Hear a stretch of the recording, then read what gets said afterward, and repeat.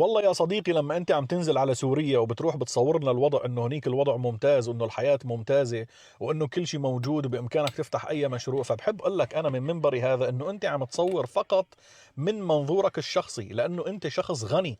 انت ما عم تدخل على احياء الفقيرة وبتشوفهم شلون عايشين، ما عم تشوف الناس البسطاء كيف عم يعانوا كل يوم بس حتى يأمنوا قوت يوم. لذلك نصيحتي انا لكل شخص بده يعمل فيديوهات من سوريا: يا انت احكي الحقيقة ووصل الرسالة الحقيقية والرسالة الصحيحة لمتابعينك، يا اما لا تكذب عليهم، لا تكذب على الناس وتورطهم تخليهم يتركوا بيوتهم وممتلكاتهم في تركيا ولا في اوروبا ويحملوا حالهم وينزلوا وينصدموا بالواقع المرير يلي هو واقع عن جد يرثى له حاليا بالوضع الحالي.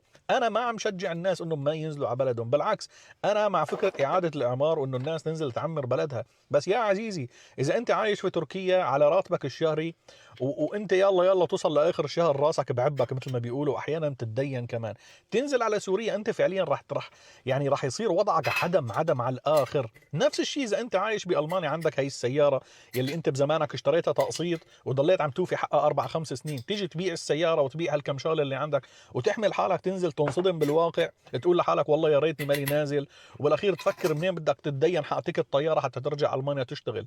لذلك بالوقت الحالي اعيد واكرر يا جماعه الخير، اللي وضعه على قده لا ينزل على سوريا، لا ينزل هلا بالوضع الحالي.